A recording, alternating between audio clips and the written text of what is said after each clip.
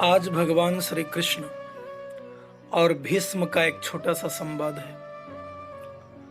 शुरुआत में ही मैं निवेदन कर रहा हूं, जो कोई भी इस वीडियो को सुन रहा हो वह बिना स्किप किए पूरी चर्चा को जरूर सुने। ये एक इतना दिव्य और कल्याणकारी संवाद है। इस चर्चा को सुनने के बाद तमाम सारी अटकलें समाप्त हो जाती हैं। आज के समय में जो धर्म के शत्रु हमारे बीच में छुपे बैठे हैं, जो सनातन संस्कृति मिटाना चाहते हैं, जो धर्म को समूल नष्ट करना चाहते हैं, उनसे हमें किस प्रकार निपटना है, यह भगवान श्री कृष्ण के शब्दों में हम सुनेंगे। कब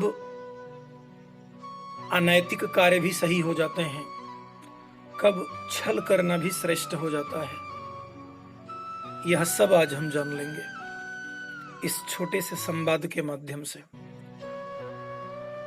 और ये चर्चा उस समय की है जब पितामह भीष्म बाणों की शैया पर हैं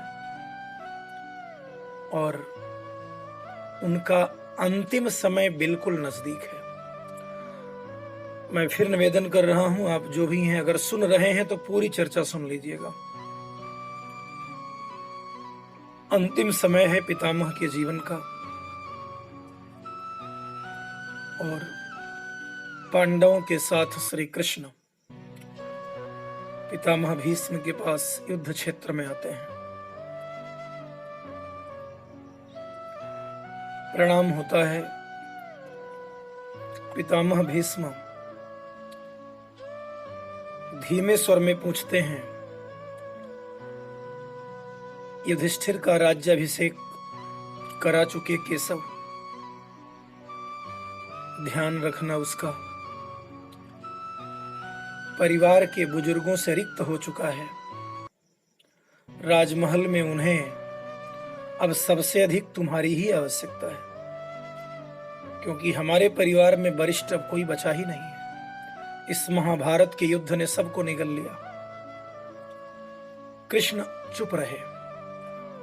भीष्म ने पुनः पूछा, भीष्म ने पुनः कहा, कुछ पूछने का मन है केशव, और बड़े अच्छे समय से आए हो। संभवतः इस धरा को छोड़कर जाने से पहले मेरे अनेक भ्रम समाप्त हो जाएं। तो भगवान ने कहा, कहिए पितामह। भीष्म कहते हैं, एक बात बताओ, तुम तो ईश्वर हो ना?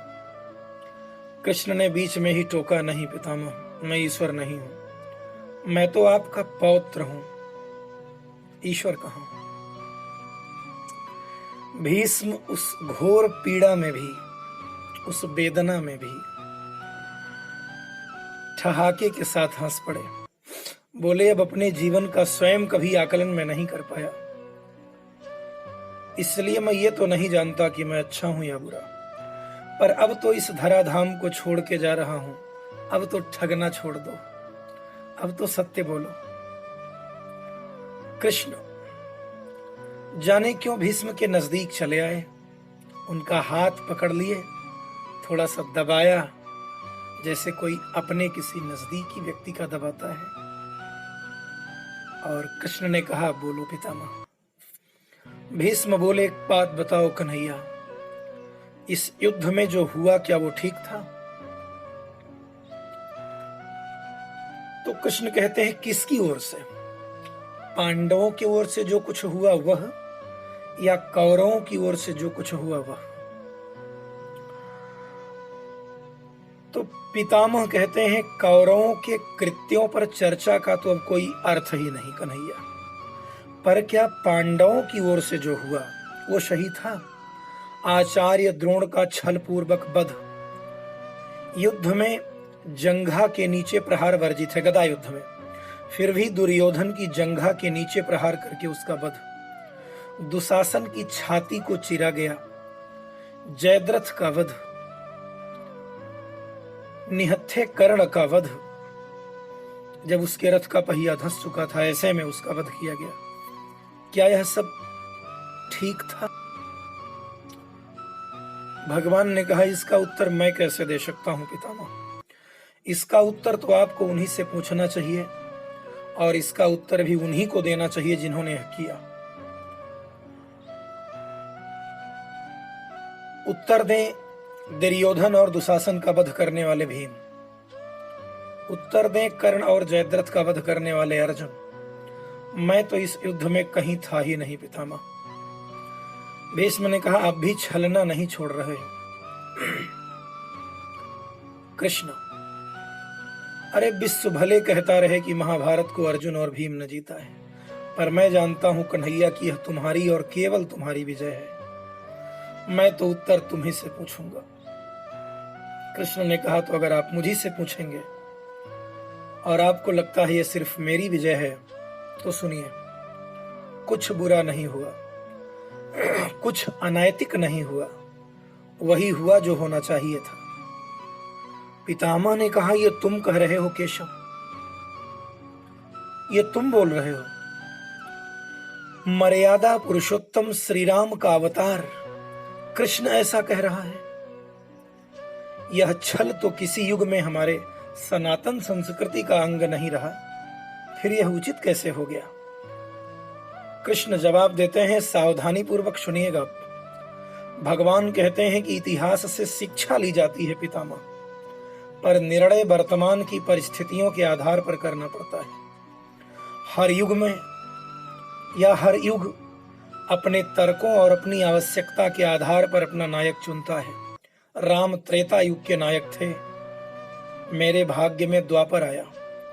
हम दोनों का निर्णय एक सा नहीं हो सकता। मैं ही राम हूं, ये सत्य है, मैं ही कृष्ण हूं, लेकिन परिस्थितियां दोनों समय में अलग अलग रही। पितामह कहते हैं, मैं कुछ समझ नहीं सका, जरा समझाओ। तो भगवान कहते हैं, राम और कृष्ण की परिस्थितियों में बहुत अंतर है पितामह। जब मैं राम के रूप में था तो उस युग में जो खलनायक था ना, वो भी रावण जैसा शिव भक्त था। तब रावण जैसे नकारात्मक शक्ति के परिवार में भी विभीषण, मंदोदरी और माल्यवान जैसे नीतिवान और संत हुआ करते थे। तब बाली जैसे खलनायक के घर में भी तारा जैसी ज्ञानी महिला और अंगद जैसा सज्जन पुत्र हुआ करता था। उस युग में खलनायक भी धर्म का ज्ञान रखता था, इसलिए राम ने उनके साथ कहीं छल नहीं किया। किंतु मेरे युग के भाग में कंस, जरासंध, दुर्योधन, दुशासन, शकुनी, जयद्रथ जैसे घोर पापी और छली आए हैं। उनकी समाप्ति के लिए हर छल उचित है, हर धोखा सही है। पितामह, पाप का अंत आवश्यक होता है, वह चाहे जिस विधि से किया जाए। पितामह कहते हैं, तो क्या तुम्हारे इन निर्णयों से गलत परंपराओं का आरंभ नहीं होगा? क्या भविष्य तुम्हारे इन छलों का अनुसरण नहीं करेगा? और यदि करेगा तो यह उचित कैसे होगा? कृष्ण कहते हैं, भविष्य तो इससे भी अधिक नकारात्मक आने वाला है पितामह। कलयुग में तो इतने से भी काम नहीं चलेगा। कलयुग के मनुष्यों को कृष्ण से भी कहीं ज्यादा कठोर होना पड़ेगा, अन्यथा धर्म समाप्ति की ओर चला जाएगा। जब क्रूर और अनैतिक शक्तियां सत्य एवं धर्म का समूल नाश करने के लिए आक्रमण कर रही हों, तो नैतिकता अर्थहीन हो जाती है पितामह। तब महत्वपूर्ण होता है धर्म का विजय, की विजय, केवल धर्म की विजय। और भविष्य को यह सीखना ही होगा पितामह। क्या धर्म का भी नाश हो सकता है केशव? और यदि धर्म का नाश होना ही है तो क्या मनुष्य से रोक सकता है? कृष्ण कहते हैं, सब कुछ ईश्वर के भरोसे छोड़कर बैठना मूर्खता होती है। ईश्वर स्वयं कुछ नहीं करता, केवल मार्गदर्शन करता है। सब मनुष्य को ही करना पड़ता है। आप मुझे ईश्वर कहते हैं ना, तो बताइए ना पितामह, मैंने इस युद्ध में कुछ किया? सब पांडवों को ही करना पड़ा।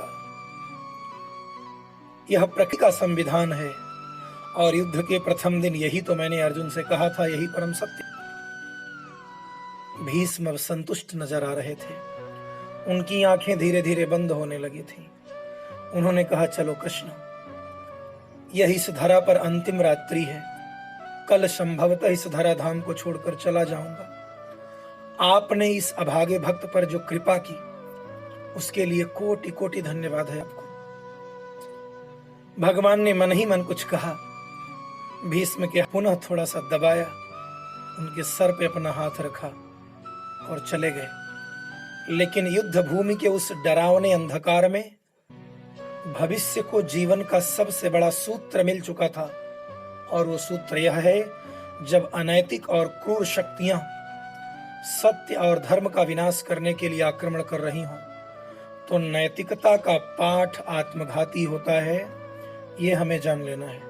उस समय सिर्फ एक उद्देश्य होना चाहिए, धर्म की जीत, वो चाहे जैसे भी संभव हो, वही करना चाहिए। ये श्री कृष्ण का संदेश है, और शायद इस संवाद के बाद धर्म की रक्षा कैसे करनी है, इसको लेकर के अब कोई संदेह मन में नहीं रह जाएगा। आज यहीं तक।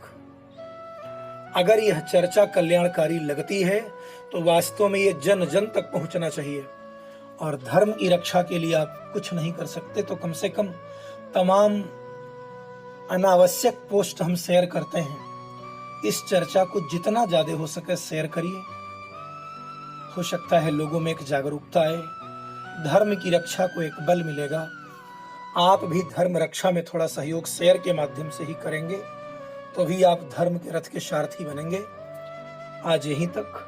अगर चैनल पर नए हो तो इस तरह की और चर्चाएं पाने के लिए चैनल सब्सक्राइब कर लीजिएगा, बेल वाले निशान को भी हिट कर लीजिएगा। आज यहीं तक, फिर अगले वीडियो में। धन्यवाद।